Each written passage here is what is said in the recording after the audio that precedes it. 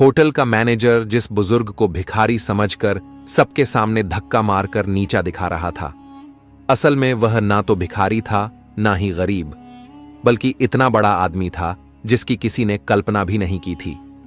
और जब उसकी सच्चाई सामने आई तो ऐसा हुआ कि पूरे होटल के होश उड़ गए।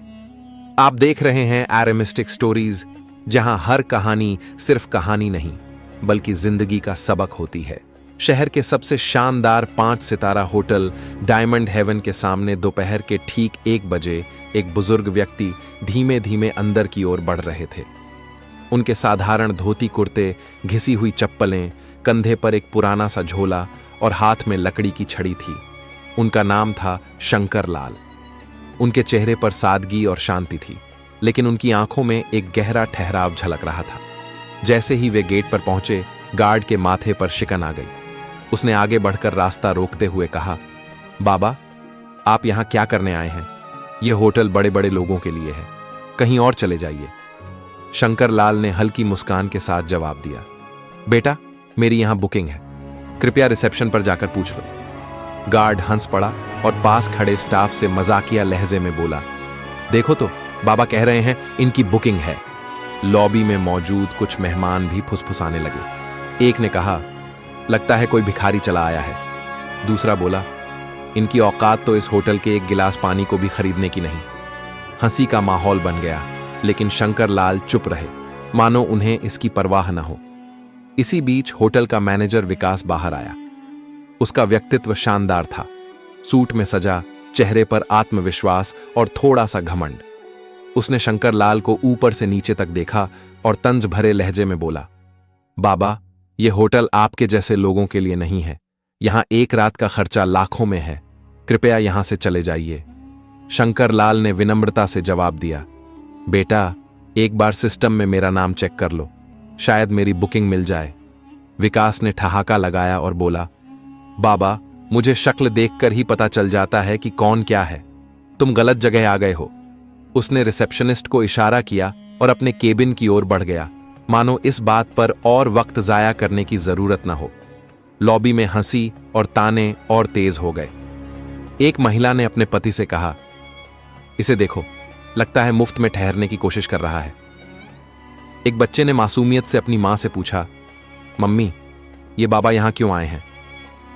मां ने जवाब दिया, बेटा, शायद इन्हें नहीं पता कि यह जगह क्या है। शंकर लाल ने इस सब को सुना, लेकिन चुपचाप कोने में रखी एक कुर्सी पर बैठ गए। उनका झोला जमीन पर रखा गया और दोनों हाथ छड़ी पर टिकाकर वे खामोश हो गए। लॉबी का माहौल अजीब हो चुका था। लोग चाय की चुस्कियां लेते हुए उनकी ओर इशारा कर रहे थे और ताने मार रहे थे, लेकिन शंकर लाल की आंखों में वही शांति बनी रही, मानो वे किसी बड़े सच का इंतजार कर रहे हों। करीब आधे घंटे बाद एक युवा बेल बॉय विजय यादव उनके पास आया। उसकी आंखों में उनके लिए सम्मान था। उसने विनम्रता से पूछा, बाबा, आप इतनी देर से इंतजार कर रहे हैं, क्या कोई मदद करूं? शंकर लाल ने मुस्कुराकर जवाब दिया, बेटा, मैं मैनेजर से मिलना चाहता हूं, मेरी बुकिंग की बात करनी है। विजय का चेहरा गंभीर हो गया। उसने कहा, बाबा, आप चिंता मत करो, मैं अभी विकास सर से बात करता हूं। विजय तेज कदमों से विकास के केबिन की ओर गया। उसने दरवाजा खटखटाया और अंदर जाकर बोला, सर, एक बुजुर्ग आपसे मिलना चाहते हैं, कह रहे हैं उनकी बुकिंग है। विकास ने भौहें चढ़ाईं और ठंडी आवाज में कहा, विजय, तुम्हें कितनी बार कहा है कि ऐसे फालतू लोगों से दूर रहो, वह कोई भिखारी होगा, उसे बोलो चला जाए। विजय ने हिम्मत करके कहा, लेकिन सर, क्या पता उनकी बात सही हो, एक बार चेक कर लीजिए। विकास ने जोर से हंसते हुए कहा, मुझे किसी कागज की जरूरत नहीं, यह होटल मेरी मेहनत से चलता है, किसी बाबा की दया से नहीं। जाओ, अपना काम करो। विजय सिर झुकाकर बाहर आ गया। लॉबी में लौटते ही उसने शंकर लाल की ओर देखा। उनकी आंखों में धैर्य अब भी था। विजय उनके पास बैठ गया और बोला, बाबा, मैंने कोशिश की, लेकिन सर नहीं मान रहे। शंकर लाल ने उसके कंधे पर हाथ रखा और कहा, कोई बात नहीं बेटा, तुमने कोशिश की, यही मेरे लिए काफी है। विजय की आंखें भर आईं। उसे लगा कि यह बुजुर्ग कोई साधारण इंसान नहीं है। उनकी सादगी में एक अनोखी ताकत थी। शंकर लाल अब भी उसी कुर्सी पर बैठे थे। समय धीरे धीरे बीत रहा था और हर मिनट उनके लिए भारी हो रहा था। आखिरकार उन्होंने अपनी छड़ी उठाई, झोला कंधे पर टांगा और रिसेप्शन की ओर बढ़ गए। लॉबी में कुछ लोगों ने फिर ताने कसे, देखो बाबा अब मैनेजर से लड़ने जा रहे हैं। रिसेप्शन पर खड़ा विकास उन्हें देखकर झुंझला गया। शंकरलाल ने शांत स्वर में कहा, बेटा बहुत इंतजार कर लिया, अब मैं खुद बात कर लूंगा। विकास ने तीखी नजरों से देखा और बोला, बाबा मैं ही मैनेजर हूं, यहां तुम्हारी कोई बुकिंग नहीं है, बाहर जाओ नहीं तो गार्ड बुलाऊंगा।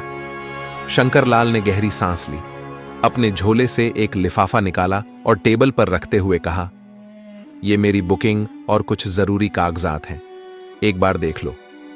विकास ने लिफाफा उठाया लेकिन बिना खोले उसे टेबल पर पटक दिया। बाबा मुझे कागजात देखने की जरूरत नहीं, तुम्हारी शक्ल बता रही है कि तुम्हारे पास कुछ नहीं है, यह होटल तुम्हारे बस का नहीं है, निकल जाओ। लॉबी में हंसी गूंज उठी। शंकरलाल ने विकास की आंखों में देखा और बोले, बेटा बिना देखे कैसे फैसला कर लिया, सच अक्सर वैसा नहीं होता जैसा दिखता है। विकास ने पीछे की कुर्सी पर टेक लगाई और हंसते हुए कहा, मुझे सालों से यह होटल संभालने का तजुर्बा है, तुम जैसे लोगों को देखते ही पहचान लेता हूं। शंकरलाल ने शांत स्वर में कहा, ठीक है, लेकिन जो तुमने आज किया उसका नतीजा भुगतना पड़ेगा। इतना कहकर वे होटल से बाहर निकल गए। उनकी धीमी चाल और झुकी हुई कमर ने लॉबी में एक अजीब सा सन्नाटा छोड़ दिया, जबकि विकास अपनी कुर्सी पर मुस्कुराता रहा। इसी बीच विजय ने लिफाफे की ओर ध्यान दिया। उसने धीरे से उसे उठाया और अपने डेस्क पर रखे कंप्यूटर की ओर बढ़ा।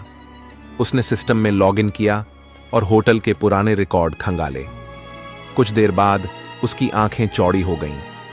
स्क्रीन पर लिखा था, शंकरलाल डायमंड हेवन के 80% शेयर होल्डर और संस्थापक सदस्य। विजय की सांसें तेज हो गईं।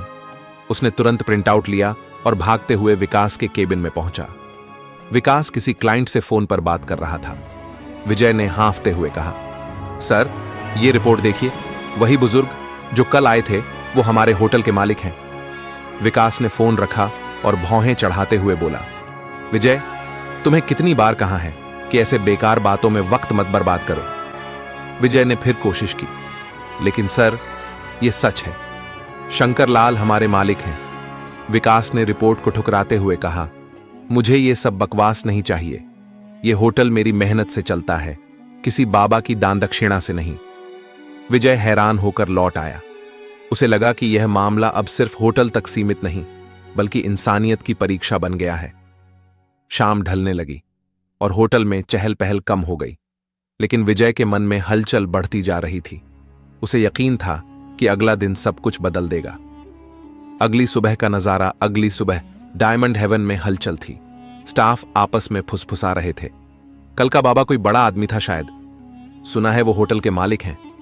10 बजे लॉबी का माहौल अचानक बदल गया। शंकरलाल फिर आए, लेकिन इस बार अकेले नहीं। उनके साथ एक वकील और 2 अधिकारी थे और पीछे चमचमाती गाड़ियां खड़ी थीं।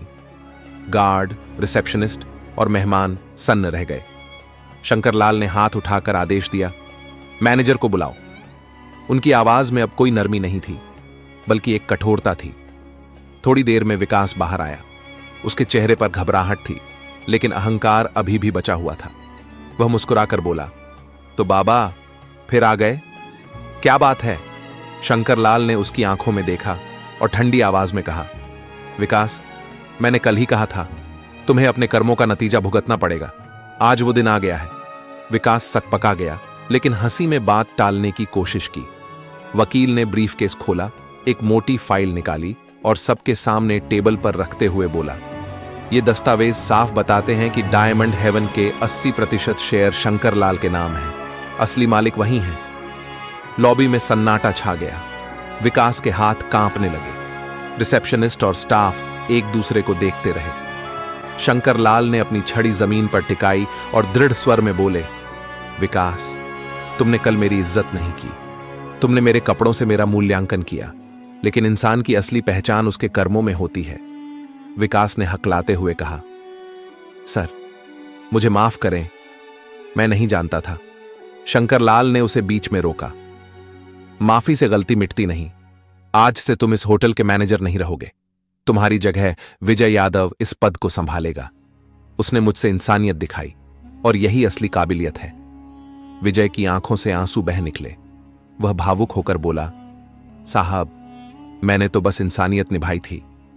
शंकर लाल ने उसके कंधे पर हाथ रखकर कहा, यही सबसे बड़ी योग्यता है बेटा। फिर विकास की ओर देखते हुए बोले, तुम्हें माफ कर रहा हूं, लेकिन सबक के तौर पर तुम फील्ड में काम करोगे। इंसानियत की कीमत समझो। लॉबी में मेहमानों ने जोरदार तालियां बजाईं। कुछ की आंखें नम हो गईं। शंकर लाल ने चारों ओर देखा और ऊंची आवाज में कहा, सुन लो सब, यह होटल सिर्फ अमीरों का नहीं है। यहां इंसानियत ही पहचान होगी। जो अमीर गरीब का फर्क करेगा वो यहां रहने लायक नहीं। इतना कहकर वे वकील और अधिकारियों के साथ होटल से बाहर निकल गए। पीछे खड़े स्टाफ और मेहमान देर तक उनकी ओर देखते रहे और मन ही मन सोचते रहे कि मालिक ऐसा होना चाहिए जो इंसानियत को पहचाने। उस दिन से होटल का नियम बदल गया। अब वहां हर इंसान का स्वागत सम्मान के साथ होता था, चाहे वह अमीर हो या गरीब। दोस्तों, ये थी आज की कहानी। याद रखिए, इंसान की असली पहचान उसके कपड़ों से नहीं, बल्कि उसके विचारों और कर्मों से होती है। अगर आपको ये कहानी दिल को छू गई हो तो वीडियो को लाइक कीजिए और चैनल आर मिस्टिक स्टोरीज को सब्सक्राइब करके हमारे परिवार का हिस्सा बनिए। जय श्री कृष्णा, राधे राधे।